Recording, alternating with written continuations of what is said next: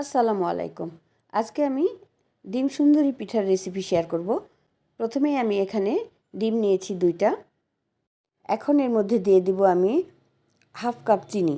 এখানে 1/4 কাপ দিয়ে 2বার দিয়েছি, আমি হাফ কাপ চিনি দিয়েছি। এখন ডিম আর চিনি ভালোভাবে আমি ফেটে নেব যতক্ষণ না চিনিটা গলে যায়। এই ডিম সুন্দরী পিঠা শীতকালেও খাওয়া যায়, গ্রীষ্মকালেও খাওয়া যায়। এখন দিয়ে দেবে এর মধ্যে খুব সামান্য পরিমাণে লবণ। কেউ যদি মিষ্টি জিনিসে লবণ খেতে না চান তাহলে বাদ দিবেন। এখন এর মধ্যে দিয়ে দিচ্ছি আমি হাফ চা চামচ ভ্যানিলা এসেন্স। ভ্যানিলা এসেন্সের পরিবর্তে কেউ লেবুর রসও দিতে পারেন। এখন এর মধ্যে দিয়ে দিব আমি 2 কাপ ময়দা। কেউ ময়দাও দিতে পারেন, আটাও দিতে পারেন, 2টা দিয়েই তৈরি করা যায়। এটা এখন ভালোভাবে আমি মিশিয়ে নিব। এরপরে এর মধ্যে দিয়ে দিব আমি লিকুইড দুধ। এটা আগে থেকে জাল করে রেখেছিলাম, 1 কাপ পুরোটাই দিয়ে দেব। দিয়ে এটা আমি ভালোভাবে ফেটে নিব, মানে কোথাও যেন কোনো দানা দানা ভাব না থাকে এমনভাবে এটা এটা ফেটে নিতে একটু সময় লাগবে যাতে এটা ভালোভাবে মিশে যায়। আমরা যেমন পাটিসাপটার ব্যাটার তৈরি করি সেই একই রকম হবে। এখন আমি একটা ডালের চামচ দিয়ে এটা মিশিয়ে নেব। এখানে আরও দুধ দিলাম। এখানে আমি আরও 1 কাপ নিয়েছি, কিন্তু হাফ কাপ এখানে দিয়েছি। টোটাল এখানে লেগেছে আমার 1.5 কাপ দুধ। এটা এখন ভালোভাবে মিশিয়ে নিব। মেশানো হয়ে গেছে। দেখেন এটার ঘনত্বটা কীরকম হয়েছে। একটা চামচের উপরে নিয়ে আঙ্গুল দিয়ে টান দিলে যদি 2 পাশের ব্যাটারটা মিলে না যায় তাহলে এটা পারফেক্টভাবে তৈরি হয়ে গেছে। এখন এটা অর্ধেক করে নিব। একটার মধ্যে আমি ফুড কালার দিব। ফুড কালার দিয়ে সেটা মিশিয়ে নিব। আমি আজকে যে ডিম সুন্দরী পিঠা তৈরি করব, এখানে 2 রকমের ব্যাটার দরকার। একটা কালারফুল ব্যাটার দিব, দেখতে ভালো লাগবে। কালারটা ভালোভাবে মিশিয়ে নিব আমি। এখন একটা বাটিতে আমি ডিম ভেঙে নেব। একটা ডিম নিব। আমি যতগুলো ব্যাটার তৈরি করেছি এটা দিয়ে 2টা এরকম ডিম সুন্দরী পিঠা হবে, কিন্তু প্রথমে আমি একটা নিয়েছি। এর মধ্যে আমি ভ্যানিলা এসেন্স দিয়েছি 3 ফোঁটা, দিয়ে এটা ভালোভাবে মিশিয়ে নিব। কেউ চাইলে এখানে লেবুর রস দিতে পারেন। আর হাফ চা চামচ চিনি দিয়েছি আমি। এখানে যদি কেউ মনে করেন একটু লবণ দিবেন তাও দিতে পারেন, কিন্তু মিষ্টি জিনিসে আমার লবণ খেতে ভালো লাগে না, তারপরেও আমি দিয়েছিলাম। এখন এই যে চুলায় কড়াই দিয়েছি, সেখানে একটু তেল ব্রাশ করে নিয়েছি। এরপরে ডিমটা দিয়ে দিয়েছি। ডিমটা দিয়ে এভাবে ঘুরিয়ে নিয়েছি। এই ডিম দিয়েই আমি ডিম সুন্দরী পিঠা তৈরি করব।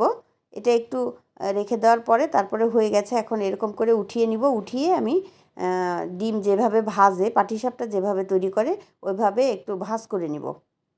খেয়াল রাখতে হবে ডিমটা যেন পোড়া না লাগে। চুলার হিটে একদম লোতে রেখে এই কাজগুলো করতে হবে।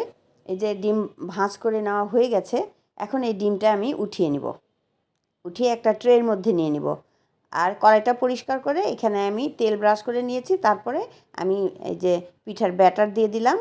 এরপরে আমি কড়াইটার হাতল এরকম করে ঘুরিয়ে একটা পাতলা পাটিসাপটা পিঠার মতো তৈরি করে নিব। এটা হইতে 2-3 মিনিটের মতো সময় লাগবে। চাইলে ঢাকনা দিয়ে ঢেকেও দেওয়া যায়, আমি ঢাকি নাই। একটু অপেক্ষা করার পরে এটা হয়ে যাবে। এটা উঠিয়ে নিব। আমি যে পিঠাটা তৈরি করব, ইচ্ছা করলে সেই ডিম এইখানে দিয়েও ভাঁজ করে নেওয়া যায়, কিন্তু আমি এটা একটা ট্রের মধ্যে উঠিয়ে নিয়েছি সুবিধার জন্য। আবারও একটা কালারফুল ব্যাটার দিয়ে এইভাবে পাটিসাপটার মতো তৈরি করে নিব। এটাও একইভাবে হাতলটা ঘুরিয়ে গোল করে তৈরি করে নিব। এই কালারফুল পাটিসাপটার জন্যই কিন্তু পিঠাটা দেখতে খুব সুন্দর লাগে। আর যেহেতু দুধ দিয়ে তৈরি করাও খেতেও বেশ মজা লাগে। এটা এখন হয়ে গেছে। এটাও আমি উঠিয়ে নিব। একটা ট্রের মধ্যে আমি এগুলি সব নিয়ে নিয়েছি। একটা একটা করে উঠিয়ে নিব আর ডিম দিয়ে আমি এটা ভাঁজ করে নিব।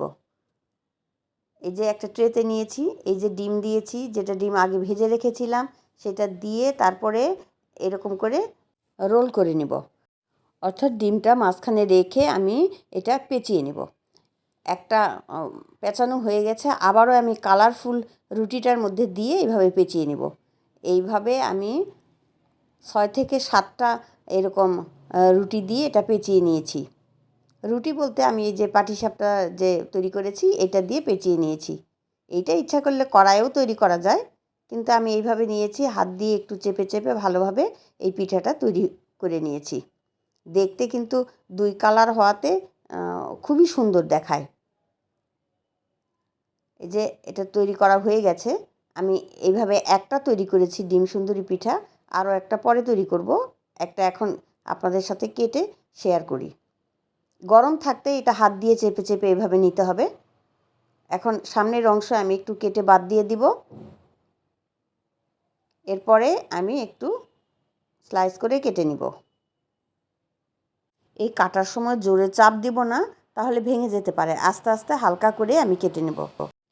আপনারা কে কোথায় থেকে এই ভিডিওটা দেখছেন প্লিজ কমেন্টে জানাবেন। আমি আপনাদের ধন্যবাদ দিতে চাই, আপনাদের সাথে পরিচিত হতে চাই। এই পিঠা বা নাস্তা আমরা বিকালে অথবা সকালে চায়ের সাথে খেতে পারি। বিশেষ করে বাচ্চারা খুব বেশি পছন্দ করে, কারণ এটা কালারফুল হওয়াতে দেখতে ভালো লাগে। আর যেহেতু ঝাল না মিষ্টি, এই কারণে বাচ্চাদের খুবই পছন্দ। এই যে তৈরি হয়ে গেছে খুবই সুন্দর এবং মজাদার ডিম সুন্দরী পিঠা। এটা দেখতে যেমন সুন্দর, খেতেও বেশ মজা। ভিউয়ার্স, এখানে কাটার পরে উপরে যদি একটু ঘি ব্রাশ করে দেন, খেতে কিন্তু আরও ভালো লাগবে। ভিউয়ার্স, আজকের এই রেসিপিটি আপনাদের কেমন লেগেছে আপনারা কমেন্টে জানান। যদি ভালো লাগে তাহলে লাইক দিবেন আর ভিডিওটা শেয়ার করে দিবেন।